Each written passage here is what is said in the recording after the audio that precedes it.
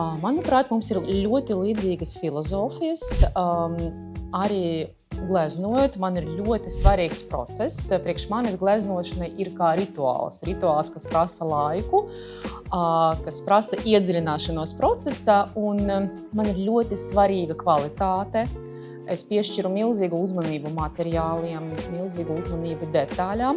Un tas bija tas, kas man ļoti patika tieši brendam Daile, tā uzmanība uz to taktīlo pulsu, uzmanība pret detaļām, uzmanība pret saturu.